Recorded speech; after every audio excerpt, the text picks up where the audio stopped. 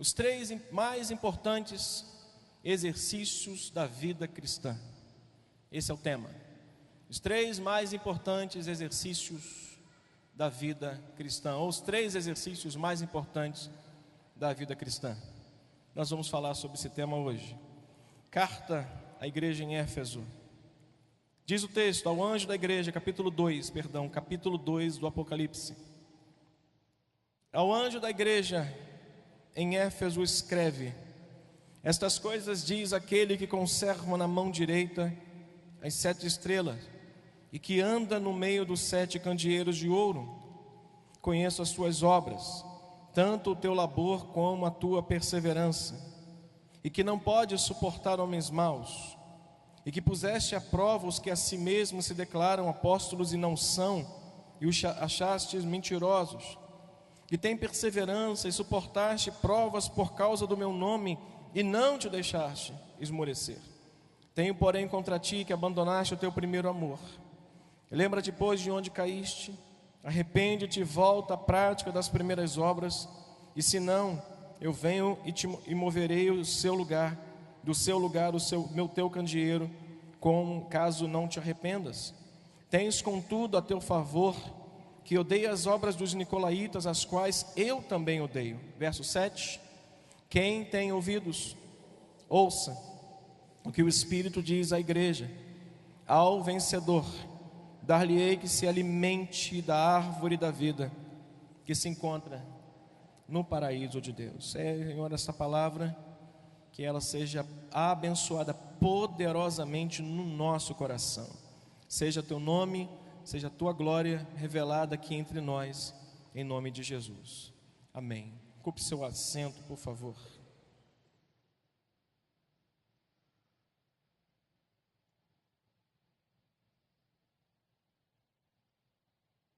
Meus irmãos, Deus enxerga sua igreja e o seu povo de modo pleno. Deus enxerga a igreja dele e o povo dele de modo completo. Nós fazemos uma panorâmica e uma análise muito superficial da igreja de Deus e do povo de Deus que somos nós. Mas Deus não. Deus faz uma análise completa da sua igreja e faz uma análise completa do seu povo. Ele sabe como a igreja tem andado. Eu guardei uma palavra que um pastor nos disse na nossa escalada, que Deus não está triste com a igreja dele. Ele está triste com a igreja que não é dele. Porque a igreja que é dele, que anda na presença dele, que se santifica, que se abstém do mundo, que abandona de fato o mundo e não se associa a ele, fazendo com que a igreja seja uma mistura, essa igreja, ela agrada a Deus. Este povo que anda assim, agrada a Deus. Então Deus enxerga a igreja e o povo dele de maneira completa. E as cartas da igreja na Ásia Menor, já falei isso em 2008, 2009, falei sobre todas elas. Qualquer dia desse eu vou voltar. Mostram justamente isso. Mostra Jesus olhando a igreja na sua totalidade, mergulhando dentro da igreja, na pessoa do anjo, na pessoa do pastor, na pessoa do dirigente. A partir da liderança, ele faz uma análise da igreja. A partir da liderança e responsabilizando a liderança, ele olha para a igreja e diz: eis que tenho contra ti, eis que tenho a teu favor. Então Deus olha para nós, olha para a igreja de Nova Vida, olha para cada um de nós que estamos aqui nessa noite e conhece-nos melhor do que nós mesmos, de forma plena, completa, sem que nenhuma falha venha passar despercebida por Deus, nenhuma virtude que você tenha venha passar despercebida diante de Deus. Ele olha tanto as nossas qualidades quanto aponta para os nossos defeitos e nos encoraja a mudar de procedimento e continuar nessa jornada longa. E a igreja em Éfeso foi enxergada, foi vista por Deus dessa maneira. Deus enxergou ela de forma plena, chegando, mostrando ao anjo da igreja que está em Éfeso, que conserva na mão direita as 7 estrelas, que anda no meio dos 7 candeeiros, conhecendo o labor, a perseverança, e são esses exercícios e são essas as qualidades que eu quero hoje destacar à igreja em Éfeso. Jesus se apresenta a cada um ou a cada igreja como alguém que não só conhece todas as coisas. A primeira coisa que nós olhamos no texto é que ele não só conhece todas as coisas, ele não só conhecia todo o procedimento de Éfeso, todo o proceder dos crentes de Éfeso, porque ser crente lá era ser crente de verdade, porque a perseguição estava acirrada, a luta era muito grande. Quem não se prostrasse ante a César, quem não adorasse a Diana, quem não fizesse por onde o próprio poder pudesse ver que eles estavam em comunhão, em coinonia com o que eles estavam regendo ou dizendo, seriam perseguidos, mortos, como o pastor e o bispo de Esmirna, que foi morto, um homem de idade, aonde alguns disseram, renuncia, renega, abandona. Ele disse, se Deus foi fiel a mim 88 anos, você acha que eu vou ser infiel a Ele por causa de uma espada, porque alguém vai pendurar o meu pescoço em uma árvore e vai me acender numa pira? Eu não abandonarei o meu Senhor por ninguém. Então Deus conhece todas as coisas, mas não só conhece, Ele tem o poder de solucionar todas as coisas. Ele enxerga a igreja em Éfeso, enxerga o problema, enxerga a virtude, e no problema ele tem poder, sabe por quê? Porque ele anda, diga comigo, Deus anda no meio do seu povo. Diga comigo, Deus anda no meio do seu povo. Ele não só conhecia as obras, ele estava no meio daquele candeeiro, ele estava andando pela igreja, ele passeava no meio da igreja. Então, irmãos, como é que Jesus olhou para essa igreja? O que ele viu nessa igreja? É que eu queria apresentar aos irmãos o que ele viu na igreja em Éfeso, que foram os exercícios mais importantes que eu quero extrair para compartilhar com os irmãos da vida cristã. 3 grandes exercícios da vida cristã que nós precisamos colocar em prática. Versículo 2, eu mudei a ordem. Eu podia começar com perseverança, eu primeiro podia ir para o labor, depois para a perseverança, mas a ordem dos fatores aqui não vai alterar o teor da mensagem de modo algum. Capítulo 1, verso 2, parte B, diz assim, e que puseste a prova, leia comigo, e que vocês puseram à prova os que a si mesmos se declaram apóstolos e não são, e vocês acharam eles mentirosos. O primeiro exercício que Jesus enxerga nessa igreja como algo importante para a vida dele foi que a palavra de Deus estava sendo exercitada no coração de cada um deles. Jesus viu um pleno exercício da palavra de Deus sendo cumprida na vida daqueles irmãos da igreja em Éfeso. Ele viu um povo que entendeu a mensagem, um povo que guardou a palavra de Deus, e guardando a palavra de Deus, ele não se associava com ninguém e com nada que se opusesse a Deus. Portanto, irmãos, se você olhar devagar, lentamente, a partir do versículo 6 também, não só o versículo 2, mas o versículo 6 diz assim, tens contudo a teu favor o quê? Que vocês odeiam as obras dos nicolaítas, as quais eu também odeio. Jesus estava exaltando um procedimento da igreja, por quê? Porque à medida que ele demonstrava por eles, através do poder de Deus, que havia um grupo dentro da igreja que aborrecia Deus, os crentes não podiam dar de mãos dadas com eles. O que aborrece a Deus não pode nos agradar. O que Deus diz que não é santo, nós não podemos chamar de santo. O que Deus diz que aborrece a Ele, o que Deus diz que atrapalha o bom desenvolvimento da igreja, isso não pode ser aprazível a nós, e nós não podemos andar aliançados com isso.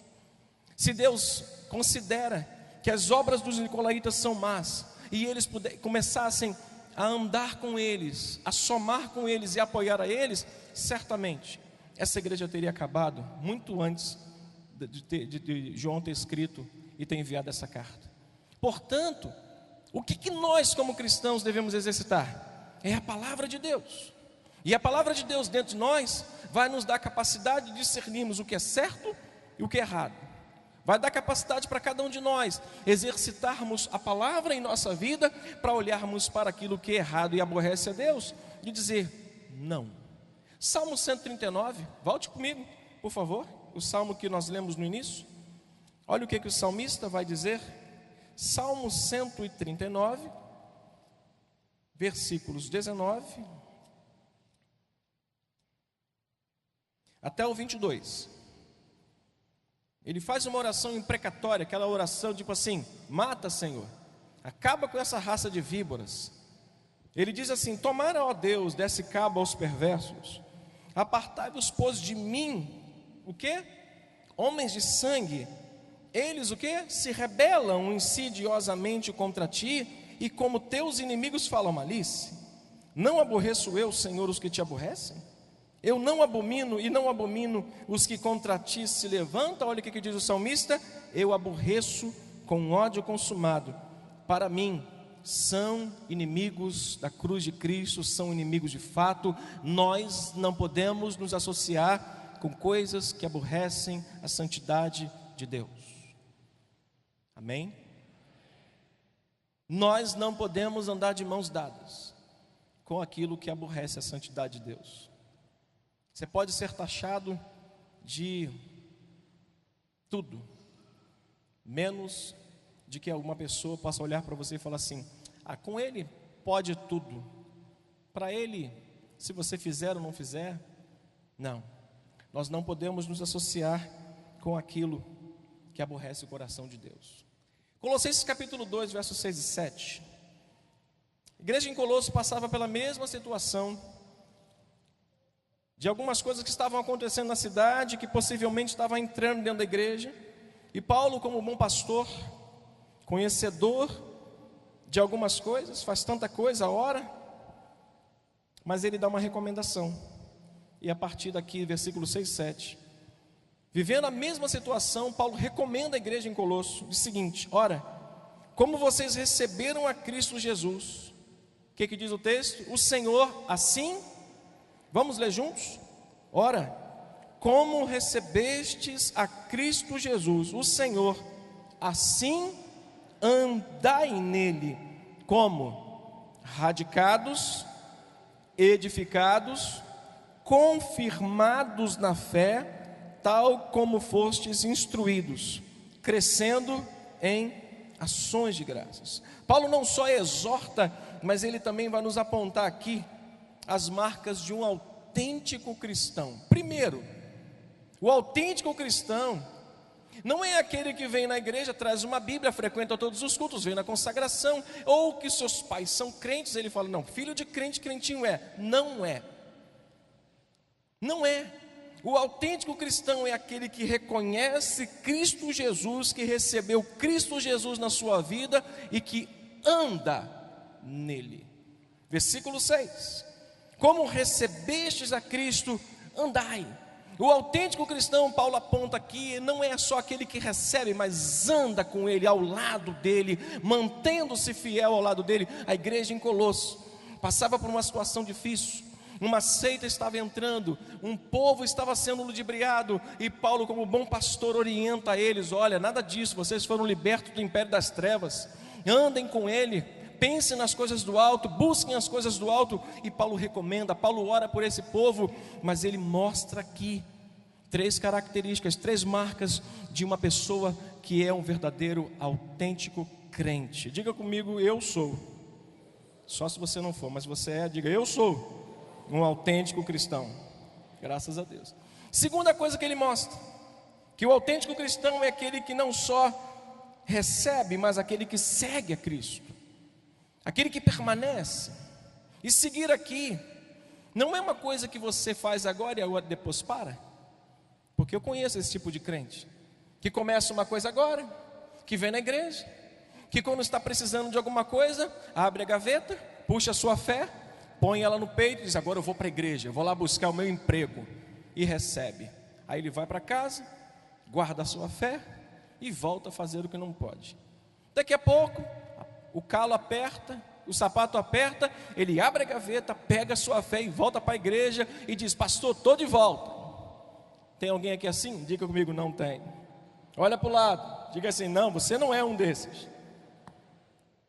Mas a outra característica de um cristão autêntico, apontada pelo apóstolo Paulo aqui em Colossenses, é aquele que está fundamentado na palavra da fé. Olha o que diz o verso 7: nele está radicado, nele está edificado, nele está confirmado na fé, tal como foi instruído, crescendo agora em ações de graça. Portanto, não só recebeu, não só segue, mas é fundamentado.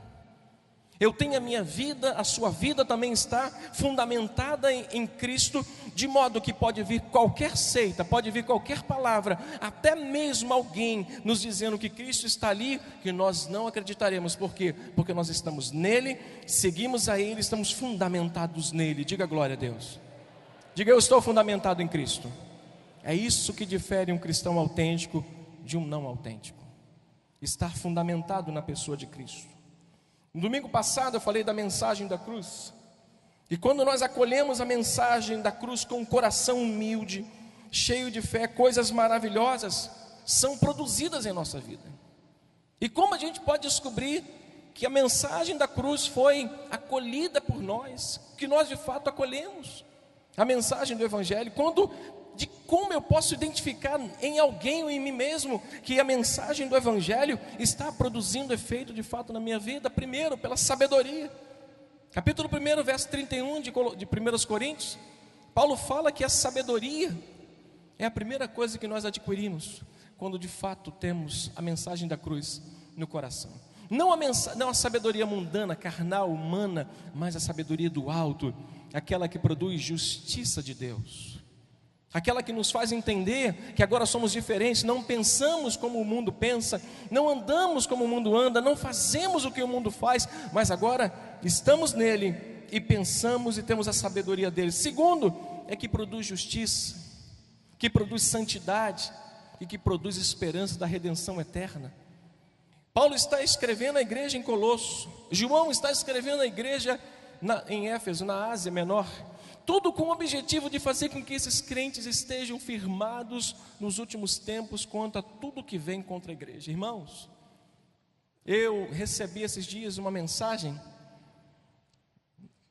acho que a irmã está aqui, não vou até nem citar o nome dela, para que ninguém possa pedi-la e daqui a pouco vai congestionar o e-mail dela, dizendo: Jesus Cristo era mulher. Isso estava sendo divulgado por vários lugares. Semanas atrás eu tinha recebido essa mensagem e tinha descartado. Falei: não quero ver isso não, porque é mais um doido que aparece. Mas o que nós ouvimos, e eu me reservo o direito de não mencionar quem disse, que uma criança na frente de um espelho da sua casa olhou para o espelho e começou a dizer: menino, eu sou menina, eu sou menina, eu sou menina. É isso que os nossos filhos, nossos adolescentes estão aprendendo em algumas escolas.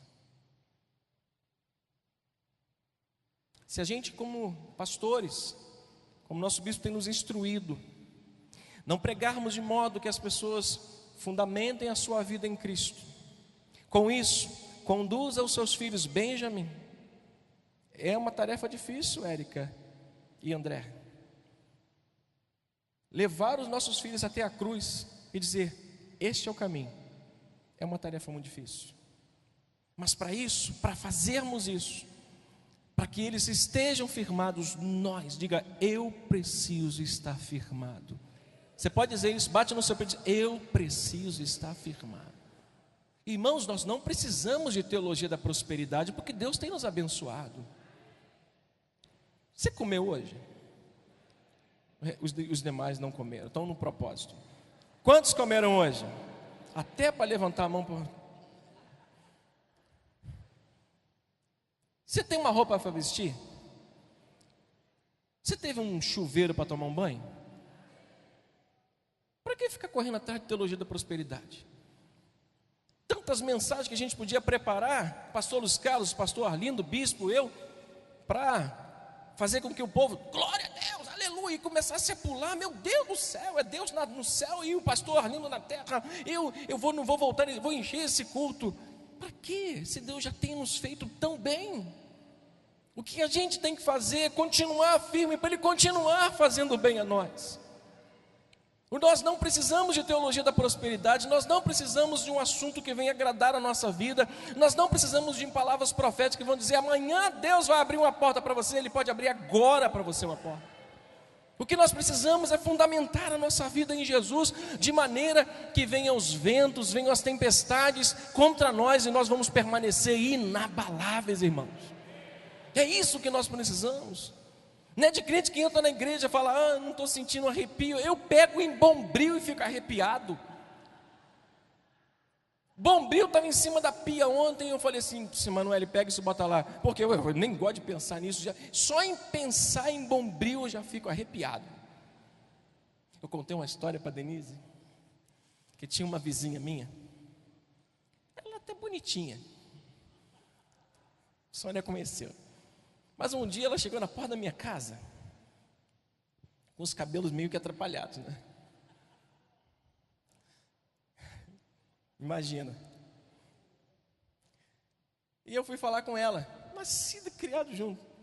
Peguei no cabelo da irmã. Quando eu peguei, uau!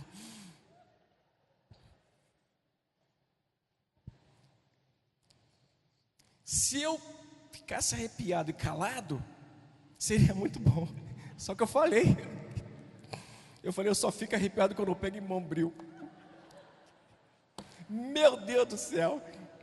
A irmã soltou meia dúzia de palavras chulas para mim lá, que eu, Jesus, eu podia ter ficado sem essa.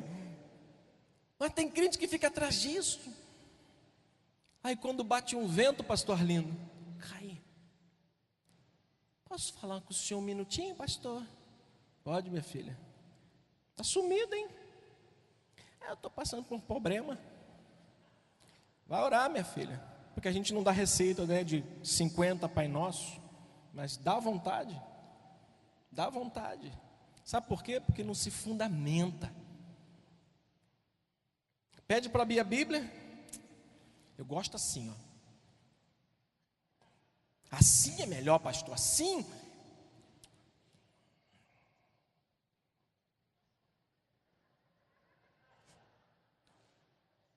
Eis que te digo, vai morrer hoje. Não, isso não é para mim não, para minha sogra. Não, diga comigo aqui, não tem crente assim.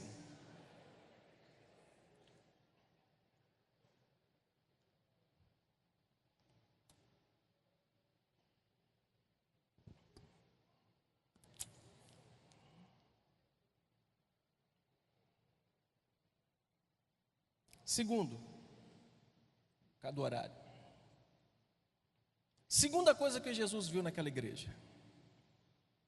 Primeiro foi o exercício pleno da palavra. Por que pleno, pastor? Porque os nicolaítas pregavam uma coisa tão boa. É o que todo crente quer ouvir. Eram os legalistas, não, os liberalistas. Eles pegavam a mensagem de Deus e interpretavam assim: não é bem por aí. Eles pegavam a palavra de Deus e diminuíam ela ao nível que eles pudessem fazer o que quisessem. Esses são os liberalistas, que usam as escrituras para dizer que nem tudo é como o pastor Otávio, o pastor Luiz Carlos e o pastor Arlindo disse, nem como o bispo está falando. Não, eles estão exagerando, eles são legalistas, estão aumentando a proporção da palavra. Não. Os liberalistas, como os nicolaítas, estavam inseridos dentro da igreja em Éfeso, e eles estavam vendo que eles estavam deturpando a palavra de Deus para menos. Eles não estavam no nível, eles estavam para menos. Então eles odiavam as obras dos nicolaítas, eles não aceitavam, e estavam dentro da igreja. Então ele não só viu um pleno exercício da palavra, porque eles olhavam para aquilo e disseram: não é assim que está escrito, nós precisamos ser como os crentes em Éfeso. Eles viviam um problema sim, a falta do primeiro amor. Eles abandonaram o primeiro amor. Como eu disse no início, Deus conhece a gente de forma completa. Ele sabe das nossas qualidades, mas também sabe dos nossos pecados ocultos. Ele nos conhece antes que nós venhamos abrir a boca. Mas ele, olhando para o pecado da igreja, encontrou mais virtudes do que defeitos. Encontrou uma igreja que exercia o pleno direito de falar: esta palavra é inviolável, eu vou segui-la, estou fundamentado nela e ninguém me arranca daqui. Nós precisamos ser como os crentes em Éfeso, irmãos. Nós precisamos ser como os crentes em Éfeso, a aborrecer o que aborrece a Deus. Vê um negocinho, gente, me perdoe. Quando eu pego a mão na mão do Anderson para orar, pega a mão do pastor Arlindo, uma mão grossa, na mão do Carlinho. Quando eu dou um abraço, o Zé que senta aqui na frente, quando dá um abraço, ele vai tirar uma chapa do pulmão, ele dá um tapa nas tuas costas. O irmão Antônio, pai do Leonardo, quando vai abraçar a gente, ele dá um tapa nas tuas costas, que tu fica abraçando, acariciando, isso está fora. Nós não podemos aceitar isso. Aí quando a gente prega, pastor está sendo radical. Deus deu o direito a todo mundo de ser feliz, quer seja homem com homem, mulher com mulher. Diga comigo, está amarrado.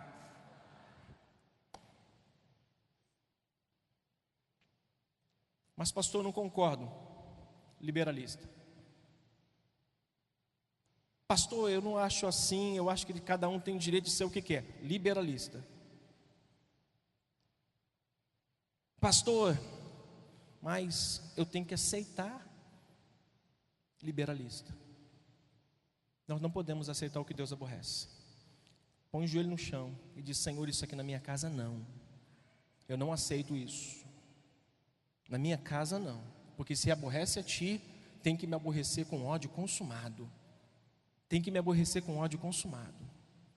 Não posso ficar batendo palma para que as pessoas possam continuar pecando demasiadamente embaixo da nossa vida, sobre o mesmo teto da gente.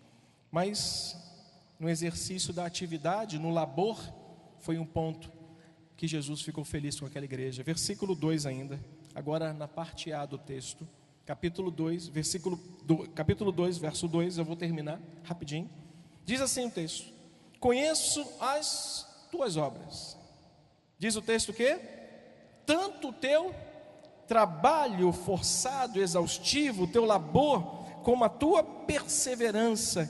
Diz o texto que não pode suportar homens maus. O que Jesus viu nessa igreja, pastor Otávio? Jesus viu crentes no pleno exercício da atividade cristã. Crentes que não só pensavam teoricamente, eles pegavam a teoria e praticavam. A igreja anda muito teórica. A igreja anda muito teórica, por quê? Porque na igreja do primeiro século eles tinham doutrina e cumpriam. Eles tinham comunhão e cumpriam. Eles tinham partido pão e cumpriam. Eles tinham oração e cumpriam. Eles andavam de casa em casa e cumpriam. Irmãos, a igreja anda muito teórica. Teórica no amor, teórica no carinho, teórica no serviço. Esse livro é convidativo. O evangelismo é uma coisa que não se pode fazer no céu, só na terra. Muito teórica.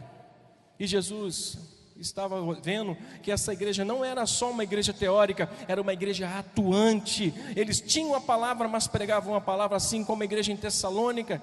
Quando Paulo se alegra em ver uma igreja que, quando eles foram pregar a palavra, eles receberam a palavra, de modo que todas as províncias, Macedônia, Acaia, estavam vendo aqueles irmãos cumprindo a Bíblia. Sabe o que eles estavam fazendo? Indo até o encontro deles. Irmãos, que as pessoas nos sigam até o Evangelho de Cristo, que as pessoas vejam a gente cumprindo a palavra e diz: eu quero ser como Anderson, eu quero ser como Roberto, eu quero ser como Marcelo, eu quero ir para a igreja com eles, porque eu quero o mesmo Deus deles.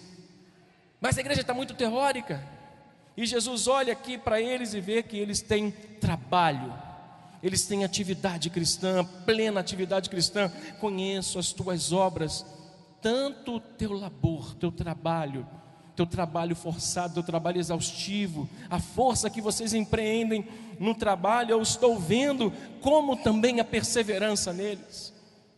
Não é simplesmente um trabalho, mas é perseverança no trabalho, é seguir no trabalho. Quantos homens procuram o pastor Arlindo, colocam uma gravata, daqui a pouco eles pegam uma bomba, jogam no chão, cai uma fumaça e some. Quanta gente aparece, daqui a pouco desaparece. dizendo: é isso aqui, estou aqui, daqui a pouco some. Irmãos amados, a igreja atual anda teórica. Tudo que era característica peculiar da igreja do primeiro século, hoje não tem sido característica nossa. Somos teóricos na doutrina, na comunhão, no partir do pão, nas orações. Somos teóricos por quê? Porque falamos uma coisa e não fazemos aquilo.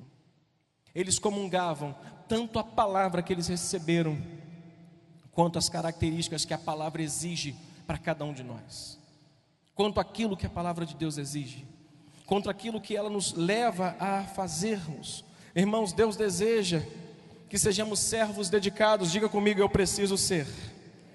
Mais forte: eu preciso ser um servo mais dedicado e que não venha desistir com tanta facilidade.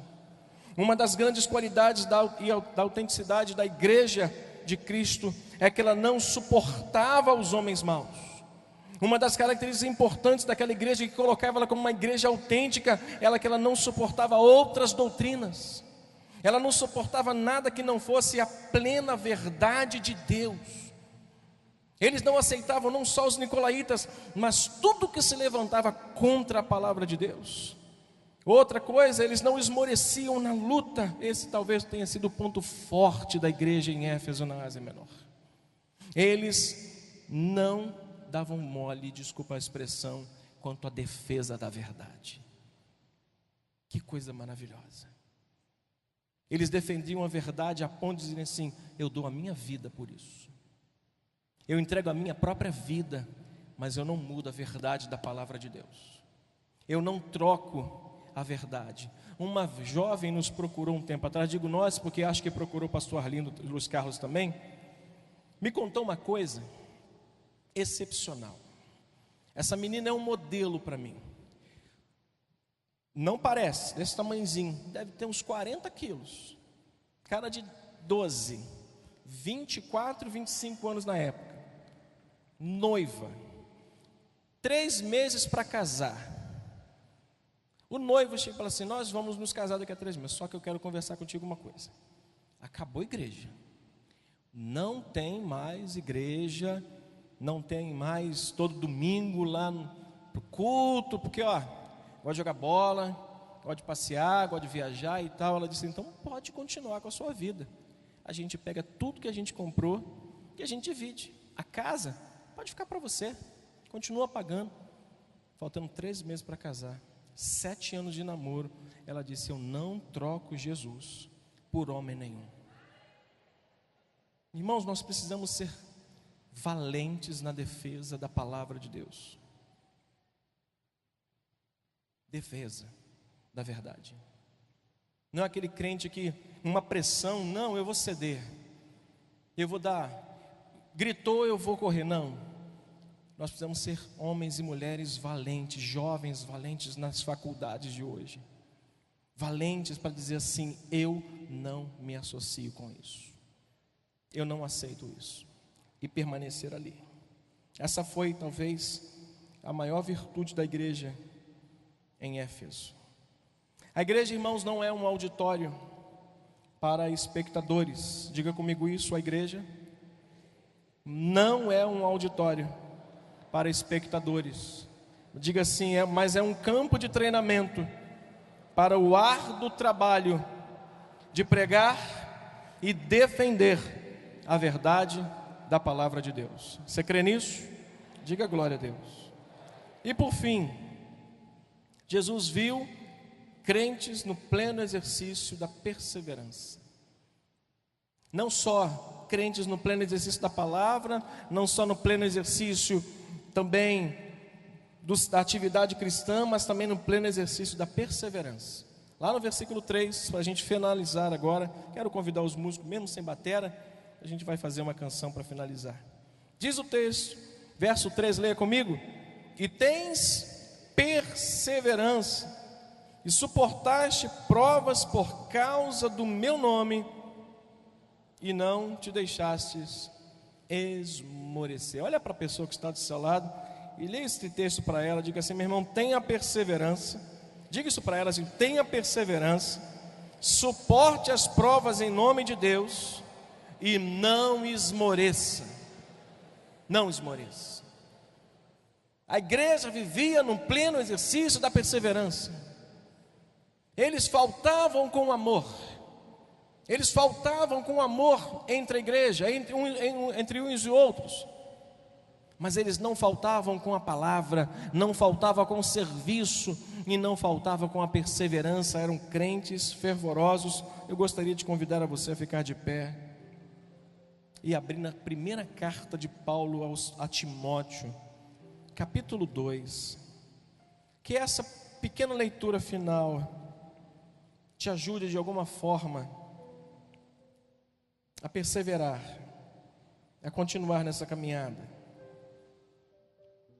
O cristianismo de hoje perdeu a capacidade, ou talvez a gente esteja negligenciando em pregar isso.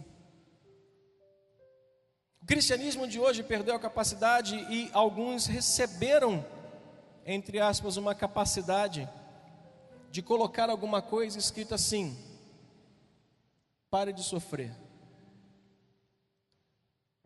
Show. Você sabe de quê? Mude a sua vida em um culto. Venha. O cristianismo atual perdeu a capacidade de entender, de aceitar que sofrimento ainda é uma bem-aventurança. Sofrimento ainda é uma bem-aventurança. Bem-aventurado desde já os que sofrem, os que são perseguidos por causa do meu nome, porque deles é o reino dos céus. Timóteo estava esmorecido. Paulo admoesta ele. Vai lá, Gilson, por favor. Obrigado, meu irmão. Estava esmorecido, meio que tropeçando. Paulo diz para ele no capítulo 2, verso 1: Tu, pois, filho meu. Leia comigo, vamos juntos, para que a gente possa receber essa palavra para nós. Tu, pois, filho meu, filha minha, fortifica-te na graça que está em Cristo Jesus. E o que da minha parte ouviste através de muitas testemunhas, isso mesmo transmite a homens fiéis e também idôneos para instruir a outros. Participa dos meus sofrimentos como bom soldado de Cristo Jesus. Nenhum soldado em serviço se envolve em negócios desta vida, porque o seu olhar, o seu objetivo está em satisfazer aquele que o chamou, que o arregimentou. Igualmente, o atleta não é coroado se não lutar segundo as normas. O lavrador que trabalha deve ser o primeiro a participar dos frutos. Pondera o que acabo de dizer, porque o Senhor te dará compreensão em todas estas coisas. Lembra-te de Jesus Cristo, ressuscitado entre os mortos, descendente de Davi, segundo o meu evangelho, pelo qual estou sofrendo até algemas, como malfeitor. Contudo, o que diz o texto? A palavra de Deus não está algemada. Verso 10 ao 13, vamos juntos? Por esta razão tudo suporto por causa dos eleitos, para que eles também obtenham salvação que está em Cristo Jesus com eterna glória. Fiel é esta palavra: se morrermos com Ele, também viveremos com Ele. Se perseveramos, também com Ele reinaremos. Se o negarmos, Ele por sua vez nos negará. Se formos infiéis, Ele permanece fiel, pois de maneira nenhuma pode negar-se a si mesmo. Que nesta noite você possa fundamentar a tua vida em Jesus. Pastor, mas eu preciso tanto de ver o meu marido transformado, de uma casa própria. Deus vai te dar, mas fundamenta a tua fé. Para de ficar andando de igreja em igreja. Para de ficar buscando teologia da prosperidade. Para de ficar andando atrás de homem, dizendo: esse homem é o meu ídolo. Meu ídolo maior é Cristo. Pastor Otávio, quem você quer ver primeiro que chegar no céu? Seu pai ou Jesus? Se eu não ver Jesus, eu não vou ver meu pai, meu filho. Primeiro eu tenho que ver Jesus. A pessoa, eu quero ver Moisés. É Moisés que vai me ver depois. Eu vou ver Moisés depois. Primeiro eu quero ver Jesus face a face. É por isso que eu preciso me firmar nele hoje, irmãos. Sabe por quê? Amanhã alguém vai me fechar no trânsito. Amanhã alguém vai me fazer alguma coisa. Amanhã eu posso ser perseguido. Amanhã alguma coisa pode dar errado nos meus planos. E se eu não tiver firmado, eu vou cair. Sabe o que vai nos manter de pé? Não é a teologia da prosperidade, é a palavra da verdade. É essa palavra que vai nos manter, porque Ele é fiel. Fiel é esta palavra. Fundamenta a tua vida. Leia a palavra. E Deus fará o mais contigo e por ti. Vamos orar. Nosso Deus e Pai, simples conselho. Dentro das minhas limitações, da incapacidade que o Senhor sabe que eu tenho, até mesmo na dicção, nas falas, nas palavras, na conjugação verbal, mas eu entrego esta mensagem, esta recomendação bíblica ao teu povo, e peço ao Senhor que tenha encontrado um coração acessível, pronto para obedecer e cumprir esta palavra. Abençoa-nos, em nome de Jesus. Amém.